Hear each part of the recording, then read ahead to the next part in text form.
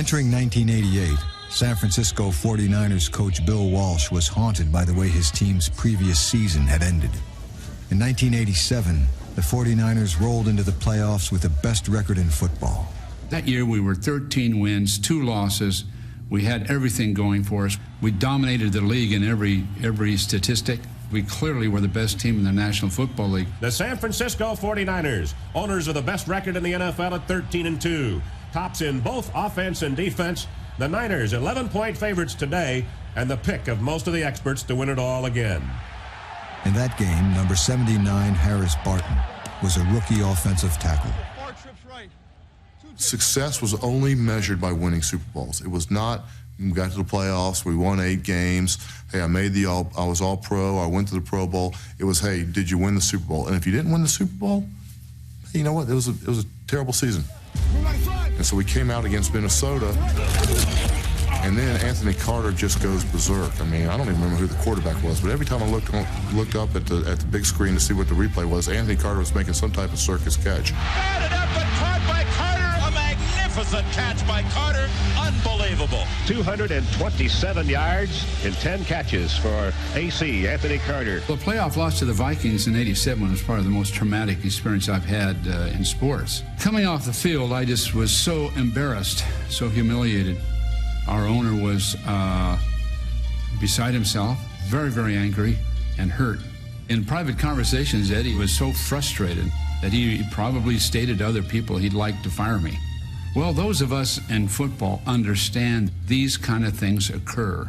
It's a tough thing to live down or live through. We just experienced.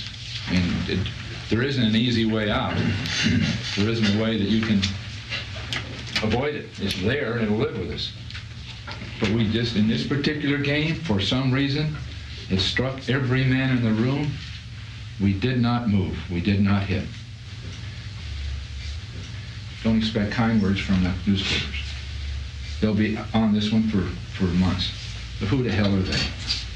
It was traumatic. It had repercussions throughout our organization for months to come. What the 49ers were at that point in time was really a team in transition. They were transitioning out of the teams that had won the Super Bowl in 1981 and 1984, and they were bringing in younger players. So, you know, Jerry Rice was replacing a Dwight Clark. I was replacing a Keith Farnhorst. They had brought Steve Young in. You know, Steve Young came in 1987 as well, and they wanted to work him in too as part of this transition. In the playoff loss to the Vikings, Walsh pulled Joe Montana in the third quarter and replaced him with Steve Young. Young led the 49ers on 2 scoring drives, setting the stage for an epic quarterback controversy in '88. You think Steve Young is a quarterback? Yes, he is. He's great. Oh, man, he's something else, and we had to dig down deep in order to keep him contained because he was running us to death. Is Joe no longer fast enough? Montana, once football's magic man, now appeared to be an ordinary Joe. Joe Montana looking slower and slower as the age and the Viking pass rush begin to catch up with him. Many speculated that the 1988 season would be his last in San Francisco. They said the same of his coach. I wasn't sure following '87 whether 1988 would be my last season. To be honest, I wanted to finish my career with a Super Bowl victory. There was a lot of stress there.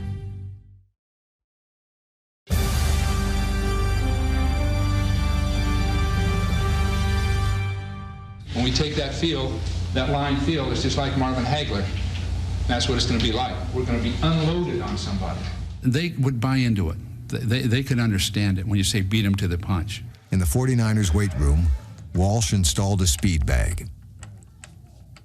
The speed bag, none of us could really do it real well, and obviously you couldn't do it during meetings because it was loud. Bill liked to have it there because he could always walk into the weight room and amaze guys because he could do the speed bag better than anybody else. We used to hit it every day. We used to go out and spar. We would just shadow box each other, right? And he always used to catch me with those left hands, man. He was lefty. And so, I got one in on you, you know. Training camp in 1988 would feature a battle of heavyweights. 2-time Super Bowl champion Joe Montana versus challenger Steve Young. In just his second season with the team, Young refused to live in the legend's shadow. There's a lot of tension With Steve coming to the 49ers, Steve would get really mad. Really wanted to show that he's worthy and he can play. Everyone wants to play. I want to play desperately, and I'm going to try to drive everyone nuts until they give me a shot. I don't think anyone wants to sit the bench, and that's very much the case for myself. This is the first time Joe would have to basically compete, have somebody over his shoulder. So there was a lot of tension. At age 32, Joe Montana knows this is a crucial year. You got a young guy pushing you in town now, Steve Young. How do you handle this? We have to be as competitive as possible without letting it come between us. It never got where these guys wouldn't speak or talk to each other. They had to talk to each other. They kept it professional. If Joe was upset at anybody, it would have been me, not Steve Young. Joe was having problems physically. Because of that, Steve saw some action. In the season opener in New Orleans, Montana threw 3 touchdown passes as the 49ers built a commanding lead. Great throw. Montana back to throw. Steps up for the end zone. Touchdown 49ers to Mike Wilson. But in the third quarter, he left the game with a bruised elbow. Young came in, but was unable to generate any offense. Instead, he gave points to the Saints on a safety. The 49ers held on for a narrow victory, but in the locker room, not everyone was happy. Steve, you satisfied with this kind of role? Do you expect this all year, like a relief pitcher? You kind of get into the bullpen? I'm satisfied to play for the 49ers, and we'll take it from there. You know, obviously, I've talked about wanting to play. I mean, if you want to talk to someone who wants to play, come talk to me, but just handle it. You just handle it. The following week in New York, Walsh gave Young his first start as a 49er. Well, Joe wasn't able to play. I didn't plan to play him at all. And so I just had to go with Steve. I don't think Joe was hurt at the time. I think, Bill was trying to work Steve in. It was early in the season. His probably excuse was he wanted to keep Joe fresh, but he wanted to see what Steve could do on the national stage. And so a lot of us were questioning, why is Steve in here? In trouble. Running out to his left. Going to be caught. He has fumbled the ball again. The 49ers have really self-destructed in this first quarter. Young fumbled on San Francisco's first 3 possessions. Steve struggled, and so reluctantly I went with Joe in the second half. 49ers trail it 17-13. 58 seconds on the clock. They have to go 77 yards. With the game on the line, Walsh called for a 76 all-go, a play he installed in practice earlier that week specifically for the Giants. So the all-go, and just concentrate on this part of it or this part of it. They will rotate past and leave this open, or stay inside and leave this open. So we've got a hell of a chance with it. 76 all-go. As an all-go, basically what the play is hey, you just tell all your receivers it's the Hail Mary. Hey, I'm going to drop back. I'm going to throw as far as I can. I was a right tackle at the time. Montana to throw. I'm blocking, and he spins inside. Basically, he's got a clean shot at the quarterback. And sure enough, Joe at the time just threw up just a prayer to Jerry Rice. Throws long for Rice down the sideline. He's gone to 30. Touchdown, 49ers. A 77-yard touchdown pass to Jerry Rice. The silence was one of the things I'll never forget. Boy, and it is stunned silence here. The crowd was just going berserk before that play. That was one of the greatest plays that I'd ever seen, and I was part of it. In week 3, Montana was decidedly unheroic. On first down, throws, it's going to be intercepted. He threw 3 interceptions as the 49ers were upset by the lowly Falcons. Montana's been intercepted 3 times today. In week 6 against the Broncos, the 4-1 49ers were blown totally off course. A fierce wind came up in the second half, and I mean fierce. Had to be 40-mile-an-hour gales. Impossible. We couldn't even throw a pass. I can remember just trash and dust flying everywhere. There were times we'd walk the line of scrimmage and you could barely stand up. Goes into overtime. Joe gets hurt. We're tied at 13 in overtime. The winds continue to swirl. Steve comes in and he throws a interception. It's intercepted. It bounced off of Rice's hands to Steve Wilson. The ball held up, I believe, by the wind. The wind probably hurt Steve throwing that ball, but nobody ever remembers that. Here is the kick. It is up. The kick is good. The Broncos win it 16-13. For Bill, to see a team that had all this talent and had all this history that he had built, winning one week, on a miracle, and losing the next week on a fluke, and It just wasn't the 49ers that he was used to. The Niners record drops to 4-2. His teams, they were precise, they executed, and we were doing anything but that at that point in time this season.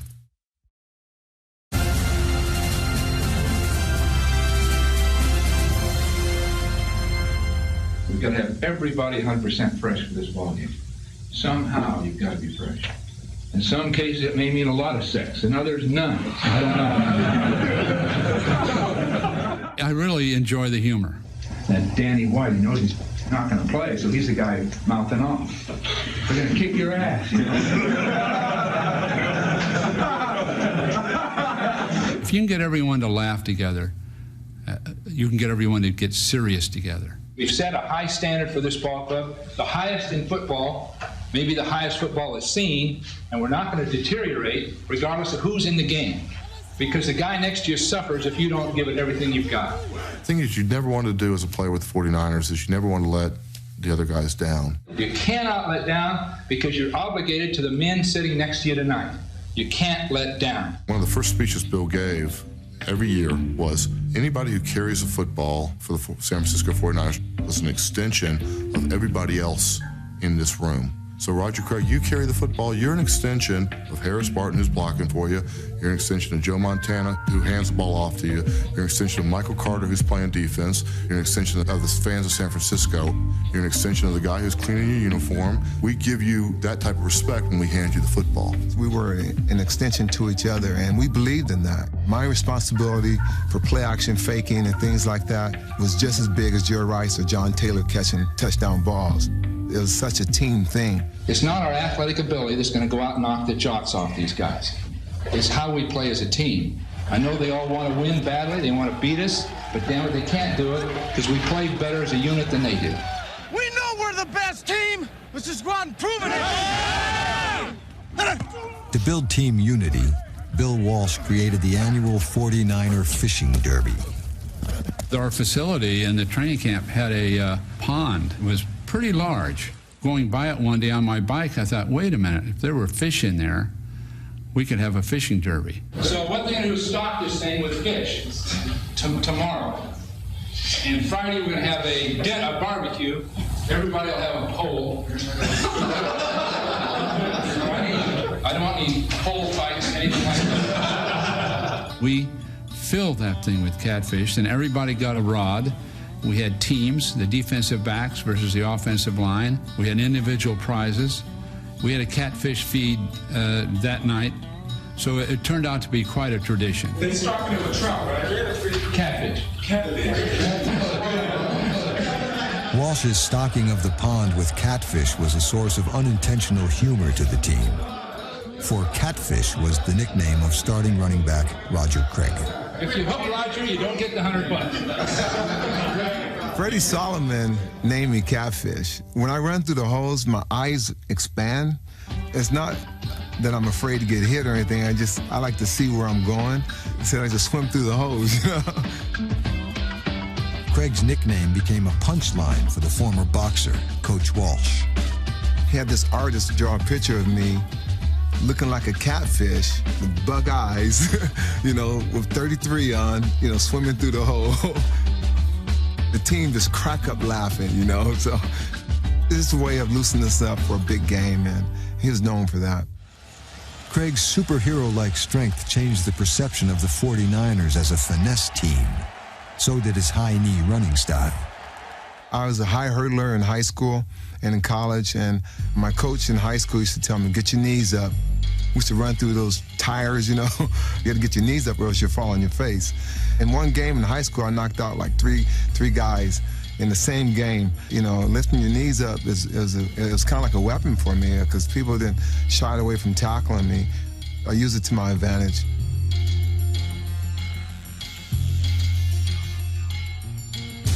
In 1988, Craig had his greatest season as a pro. A discouraging run for the defense by Roger Craig. He rushed for a career-high 1,502 yards and led the team with 76 catches. His versatility was a perfect fit for Walsh's complex schemes. Coach Walsh, he utilized me better than any coach ever utilized me. We want to get Roger the ball. We're going to flood one side and get Roger out, and the whole idea here now... Whenever he wanted me to do something, I was going to make sure I was going to be there for him. We know that this guy will have to cover Roger, which is scary for them. He would always give some type of positive reinforcement. Because Roger's had some great days catching the ball. At the Rams in Week 7, Craig played the game of his life. He goes to the end zone! Touchdown 49ers! He is the best back in the league right now. He rushed for 190 yards, scored 3 touchdowns, Walks into the end zone! Touchdown! and ripped off one of the greatest runs in NFL history. It's a draw up the middle to Craig, and he breaks loose and runs loose. He gets here from the 30 to the 25. He's down to the 20. Breaks loose again. He's to the 10. 5. Touchdown 49ers.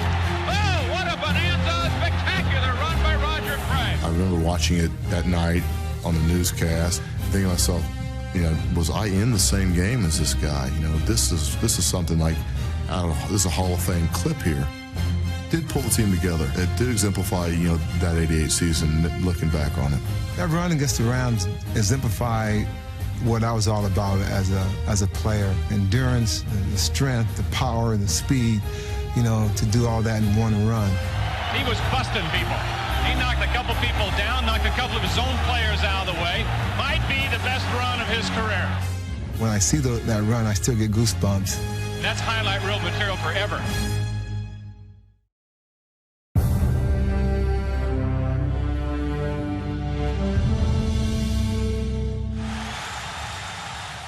Like most offensive linemen, Harris Barton was not a household name when he entered the NFL. I was drafted by the 49ers in 1987, and I'll never forget, I'm watching on ESPN in a restaurant in University of North Carolina, and the commissioner of the league gets on and announces my name. 49ers first choice, Harris Burton, offensive tackle, North Carolina. Harris Burton. And I'm like, well, that's a good way to start. I got drafted, and the next afternoon I was flying on a plane right out to San Francisco. Never been to San Francisco before. Got off the plane, and an hour later I'm standing in the huddle with some of the best football players in the world. To my right is Joe Montana, and to my left is Jerry Rice and Roger Craig and Tom Rathman, and that happened in a 24-hour period. I realized that, hey, I'm not in North Carolina. I'm with the World Championship 49ers. I was born and raised in a Jewish family in Atlanta, Georgia. I went way beyond my physical abilities. I had to use a lot of mental strength, and I was never a player that, I'm a nice guy, and I had to spend the entire week really psyching myself up to go out there and do battle. He was a nervous body, though. He's a worrier, during the game, he would always say, "Is my technique okay?" He's prancing around in the locker room, working on his technique, his blocking techniques. We had to sort of protect Harris because he would worry. He'd worry about things. And the other players knew it, so they'd find reason to get him to worry. I say, Harris, you better be ready this week. You're going against Lawrence Taylor, so it just make him that much more nervous. Barton had reason to worry in Week 8 when the 49ers traveled to Chicago to face the NFL's #1 defense. Well, Monday night game, it was in Chicago. That game, Joe just got abused. West Coast offense coming into Chicago. We score a measly 7 points. The Bears had to be thinking that, hey, we own these guys. We were losing. The end of the game, Bill pulls Joe and puts Steve in. And Steve missed on a 4th and inches play. Young back to throw. Throws out here to Craig, and he's not going to get the first down. When Bill pulled Joe, that was a red flag that went up the flagpole. We were still struggling with Joe's health at that time. He's got a great heart and tremendous courage. And so if you were asked, Joe will say he's 100% fit and ready. He's been taking a lot of hits. He needs a rest, to be honest with you. He needs a week off. In Week 9, Steve Young started in place of Joe Montana. Early on, he disappointed those looking to avenge the playoff loss to the Vikings in ¡87. He was on some plays and he was off some plays. This is not the same Steve Young that just went into the Hall of Fame. This is a Steve Young that is kind of raw out there. He's almost like a rookie. He's never been in this system. He's left-handed. He's got new receivers. He frankly didn't play very well that year. And he'll tell you that too. He did struggle at times. He had this great athletic ability that saved him. Late in the fourth quarter, the 49ers trailed the Vikings by 4. Young, back to throw. In trouble, he's going to be sacked. No, gets away. He runs, gets away again, goes to the 40, gets away again, to the 35, cuts back at the 30, to the 20, the 15, the 10. He dives, touchdown 49ers. You won't see many better runs in your life than that. The run that Steve has at the end of the game that wins the game, this one really showed the greatness that Steve Young was going to be. One of the greatest runs I've ever seen a quarterback have. I mean, very similar to Roger Craig's run. I mean, a run that you thought he was tackled several times, but he just kept going and kept going and kept going. Kind of like the old Energizer Bunny. Steve was always known for his dramatics. You know, he could have run in. He didn't have to stumble across the line. He just kind of tripped on like the 5-yard line, on just the white line. That's what he tripped on. It was a strange experience for Steve because they were running him out of town in 1988. He was literally getting booed during that game. People were going from booing Steve to just thinking he was the second coming. In a game that was as slow as pond water in the first half, quarterback Steve Young finally found the play that would do it. The one when he had to keep it himself and struggle in to win it. I don't know, I think watching Roger run against the Rams, I decided maybe I'll start trying to break back on it and stuff, you know. But I don't think that's going to be in our offense very much in the future. That was one heck of a run. You don't mind him taking away some of your thunder today, huh? I'll tell you, it helps out. Steve is a frustrating guy because we can't seem to get in sync. But on the other hand, he makes a big play like this that wins the game. A tremendous athletic effort. I think this last week might have been a good breakthrough for Steve. It's very likely that Steve will start again. I just don't believe that Joe will be 100% ready this next week. Young would start again the next week at the Cardinals and guided the 49ers to a 23-0 lead. Chase now throws for the end zone. Touchdown to Brent Jones. I remember leaving the field at halftime thinking, this is as good as we've ever looked. This was beautiful. I was so proud. But in the fourth quarter, the former boxer would be floored by a haymaker. I was facing one way, and 2 players running full speed going for a ball hit me from behind. One of the coaches got knocked down on the sideline, it appears. They just hit me flat on my back, and they cracked 2 ribs, I found out later. I mean, people didn't think I was going to get up. It was really, and maybe I shouldn't have. I could hardly stand up. Hey, Bill, way to get a little contact down there. For the next few games, I was strapped up and kept on going. I don't think many people knew of it. I didn't give it a second thought. Other than it hurt like hell. What happened next would hurt even worse. 6 seconds, 10-yard line, 6-point differential. He throws for the end zone, and it is caught for a touchdown by Williams. Well, now, Bill Welch will forget all about the embarrassment of being knocked on his butt. He is an angry coach. It was a shocker. We lost in the last 4 or 5 seconds. You know, all this boxing rhetoric. You know, Bill was literally knocked out and had to be assisted onto the team plane because he was lightheaded. We'll look back on this and just pull our hair out because there's absolutely no reason for this to happen. It was probably the worst loss that Steve Young had.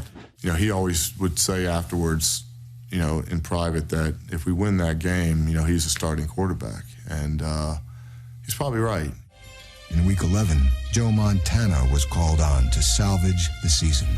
He'd been sick all week with a stomach virus. He is in a weakened state because he lost 8 pounds during the week. He really shouldn't have been out there. But after losing to Arizona, he was willed by the fans and the community and the media and by me to get out there and give it a shot. And it was not a great game for Joe. We just couldn't generate anything. And the 49er passing game, which has sputtered all season, is just out of sync so far here today. That was a game that Bill really wanted to win. You know, Al Davis was the guy who got Bill in the business. And to go out and, you know, be shut down by them, not score a touchdown, was just unbelievably deflating for Bill and the entire offense. We stunk it up. That was probably the low point, and I'm not putting words in Bill's mouth, probably the low point for Bill's career. I mean, this is his team and his organization being just torn apart by an organization that is exactly the opposite of his. 49ers, high-powered offense held to only 3 points. Where Bill would teach discipline and execution, the Raiders were always looked at as, hey, they sit on their helmets and they smoke cigarettes in the locker room and they're going to have late hits, they're going to have stupid penalties. Well, that team just dismantled, the team that Bill had built. For the first time since '85, the 49ers will lose back-to-back games. We had those two losses staring at us, and there was a lot of stress there. Kiss their playoff hopes goodbye. It was a brutal loss. If you had told me then in that locker room that we were going to win the Super Bowl, I would have bet everything I had and said that there's no way that's going to happen.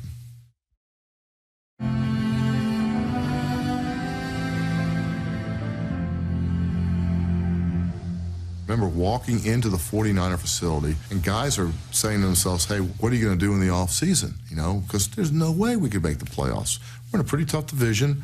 We're 6-5 at the time. There's a bunch of teams ahead of us. Guys are almost packing up, Ronnie Lott called a team meeting, and the coaches weren't allowed to come into our room. And Ronnie stands up and gives one of the most impassioned speeches, really, that I've ever heard. It was really the screw the coaches meeting. Hey, we know more than they do. We're better than this. Let's see what we can do. It was really kind of an unforgettable moment. It really changed my sports career because you always hear about these player-only meetings and does it ever work? I'll tell you, it usually never works, but this one did. Guys came out of that meeting united and cheering for each other and pulling for each other.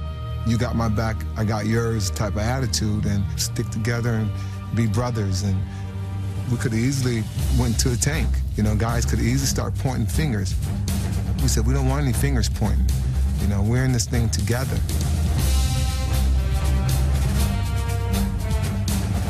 Back to the 5-yard line, taken by Taylor, comes to the near side, now tries to go back the other side, is pulled down, gets away, goes to the 10, stumbles the 15, jumps over a man at the 20, he's on it!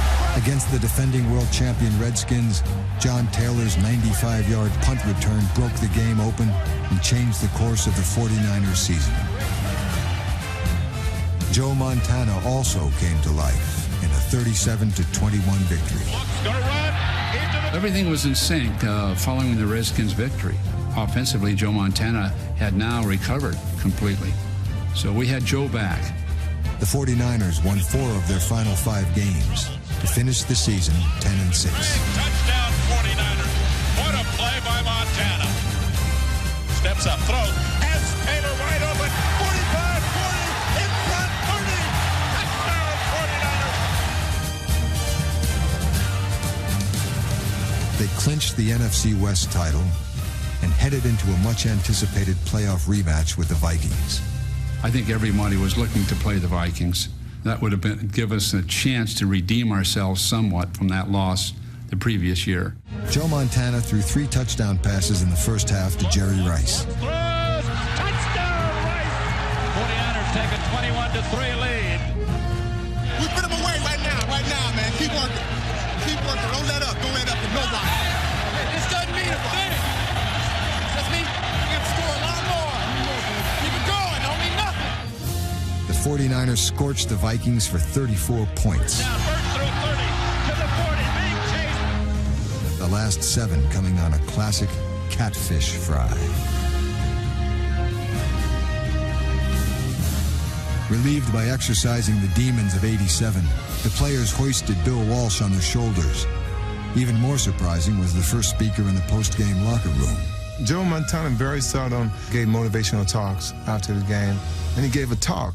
That room was so quiet, you can hear a pin drop. That's how quiet it was. When he talks, it's like E.F. Hutton. You listen. The teams that have beaten another team by a big margin have come back the next week and played terrible. And that is not going to happen to this ball club. We've opened the door. We're going to go through it next week, and we're going to kick ass and take no prisoners the week after. In the NFC Championship, the 49ers would face the Bears, who the previous week defeated the Eagles in the legendary Fog Bowl. We couldn't get much out of the tapes preparing for the Bears because you couldn't see the Bears. Probably the most effective thing that'll happen today is the team next week can't look at film on it. The Bears had proclaimed themselves that year the team of destiny. They probably felt, well, if we can get through this, we can get through anything. Yes, we are ready. It's not cold enough out here. The weather is going to be a factor here today with a minus 25 chill factor. It was 26 below wind chill, and it was the coldest any of us had ever experienced. It was the coldest game I ever played in my life. I went out there in a short sleeve shirt. I went out on the field, I couldn't even feel the ball. It's so cold that the mist in the air off of a player's breath was so thick that you couldn't see. It's freezing. Nobody wants to admit how cold it is. Like, wow, how am I going to play this game today? How am I going to get through this game today? You know, I was all worried. We got to jump on them fast. Got to beat them to the punch. As Bill Walsh would say, beat them to the punch. And we jumped on them early. 11 minutes into the game, the 49ers landed the first blow. He gets away at the 40. It's a foot race. They won't touch him. It's touchdown 49ers. The 61-yard jab staggered the Bears. The minute Jerry Rice caught the touchdown pass, we were in business. And silenced the hecklers in the crowd. There was a man behind me with a megaphone chanting and talking to me about my body parts and my preferences in life and everything else. And whenever it was quiet, the whole stadium could hear it, and they'd laugh and they'd roar, and everything was fine. But by the time we got to third quarter, he couldn't talk, because I knew we had him. They just didn't have the complete offensive package that you had to have to be a team of destiny. Montana back to throw. Looking, throwing, touchdown 49ers. Because of the elements, because of the apparent strength of the opposition, that may have been the best 49er victory. And Rathman drives for the end zone. Touchdown 49ers. Miami, here we go. Yeah, baby, yeah. Number one. There are just a few games where you get into the locker room afterwards and it's almost a frenzy of excitement and you're just euphoric. It was incredible. That was truly a great victory. And as I recall my career, that one stands out as much as any. Whoever would have thought it, on the coldest day in January, the finesse-ass 49ers would come in the backyard of the Bears and kick ass. I remember looking at Kevin Fagan, and he looks at me and goes, "We're going to the Super Bowl in 2 weeks. We're going to play in the Super Bowl." And when that's a moment in sports that you really never forget. You know, I'd never been in a Super Bowl. The tunnel vision kind of goes away, and for a minute, man, you just celebrate how great it is amongst all these guys that had been in the trenches with you all year long. You were 6 and 5, you were yelling and screaming at each other in huddles, and here you are 2 weeks away from going to the Super Bowl. That's a great feeling.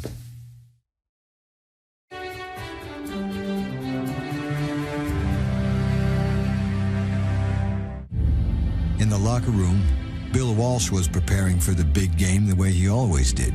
I took a little nap. If you want to demonstrate to the players you're totally at ease and totally relaxed and ready to go. We collectively are the best team in football as we sit here. We are the best right now. Our opposition knows it. We know it. So when we take the field, we take it with great pride in ourselves that we've come this far, and now we take advantage of it. I walked out on the field prior to the game by myself and walked around the stadium and became a little emotional all by myself, thinking this could be it. This could be my last game. I do take some pride in the fact that I didn't talk to the team about retiring. I didn't try to tug on their sentiments, winning one for the Gipper or something. The players win the game for each other, not for a coach or an owner.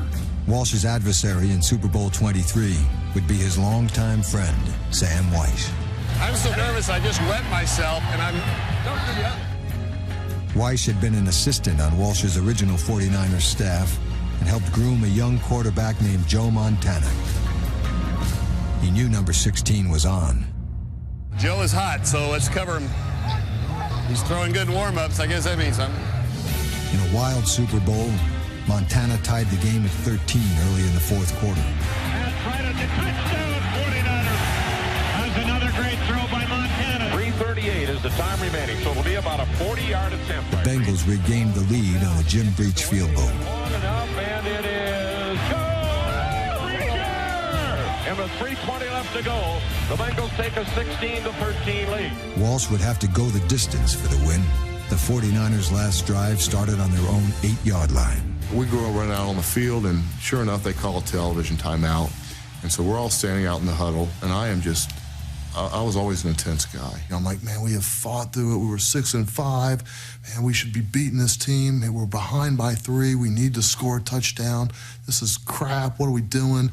It was the tensest time that you could ever have as a football player. You know, this is a Super Bowl, and you're down. And Joe looks at me, and he goes, hey, H. And I go, what? And he goes, hey, check it out. And I go, what? And he goes, look down there in the other end zone. And I go, okay. He goes, you see him? I go, no. He goes, there's John Candy down there in the end zone. And sure enough, the whole huddle turns around and looks down there. There's John Candy eating popcorn at the other end of the stadium. And we're like, yeah, that is John Candy. Look at that. And then the official blows a whistle, and the play starts. The 49ers have a long way to go. Montana back to throw on first down. Throws over the middle. Completes it to Craig. Craig is to the 16. That was Joe Montana at his best. Montana again is back to throw. A little dunk over the middle, caught by John Frank, and that'll be a first down. Montana with a first down. 2 receivers near side. Joe back to throw. Steps up. Throws. Out here for right. He has it. Midfield goes out of bounds. 2 wide receivers near side. Montana to throw. Completes it up the middle to Craig. At one point, Joe looked at me and gave me a timeout signal, and I waved him off. I didn't want to take a timeout there. And he did it again. I waved him off. I had no idea he was hyperventilating. Montana trying to drive in the length of the field here with the game in the balance. 16-13, the Bengals lead. Montana back to throw. Throws over the middle. A 5-gate for right into the 20. He's down to the 19 for a first down. We were all extensions of each other. Everyone had different roles they had to play. 52 seconds remaining. And that whole drive, we were just an extension to each other. He completed to Craig. He's down to the 10. 49ers will have to take a timeout. With 39 seconds remaining, Walsh called 20 halfback curl X up. It was the last play he would call as coach of the 49ers. At the 10-yard line, 39 seconds remaining. Back to throw Montana. Steps up, throws.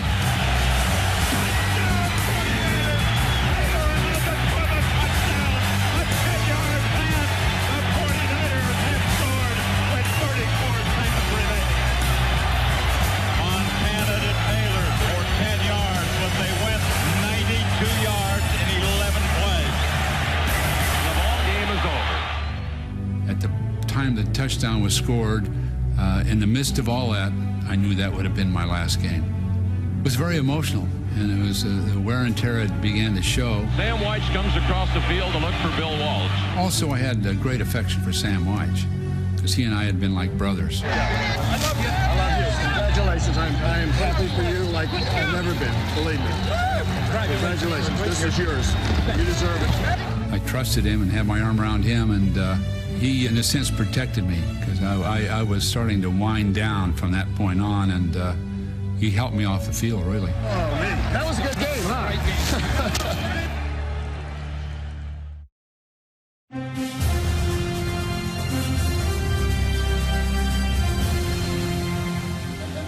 Everybody sold out this week. Everybody. Damn, it's great, isn't it? And Ronnie said, man, doesn't it feel great? It felt like heaven, after, what we went through that whole year. I feel like I'm in heaven right now. It's my second Super Bowl title. I tell you, we worked so hard. We deserve it. We overcame all the adversities throughout the year, and we just pulled together. Christy Brinkley in the locker room came in and took a picture with me. And I don't have anything on but these shorts, man, like my underwear, so it was kind of strange. Eric Wright dumped Gatorade on Eddie DeBarlo. It takes a lot of guts to do that.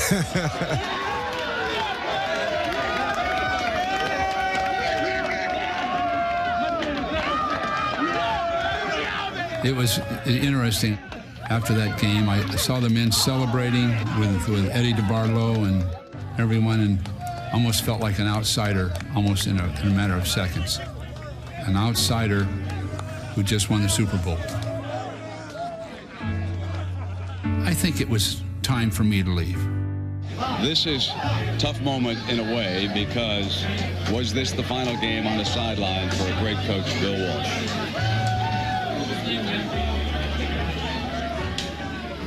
That was when I stepped away. Emotional moment right now with the coach down here inside the locker room. Thank God my son was there with me, and we sort of embraced and got through it. Meanwhile, everybody else was celebrating a few feet away. Bill, he shocked me, man. When he retired, that killed me inside. I mean, a part of me died. I was hurt by it. I was gonna miss a great coach, but a friend as well. We got to be really good friends, almost like father-son figure. Not number one in the world, Bill. I miss Roger. I miss all the guys. We care for each other. And that's one of the reasons we had the success we had. We were totally bonded as a group of men. This is my first ring. This is the ring that we won for winning that Super Bowl against the Cincinnati Bengals. Players like Ronnie Lott and Joe Montana, who have 4 of these, always say that the first one is the most important, the one that means the most to them, and that's true. This ring sits in my safe deposit box. I'm scared to death to take it out. The money goes, the fame goes, but they can never take this away from you. And it's something that still gives me goosebumps. Bill retired that day, but one thing that he left a message with us, even in life today, you know, you're only an extension to each other. When you have that kind of attitude and that belief, you're gonna do wonderful things. When you're selfish, nothing like that happens. 1988 established the 49ers as a dynasty. It came the hard way. We salvaged a struggling season to make it a championship season. Super Bowl 23 means an awful lot to me.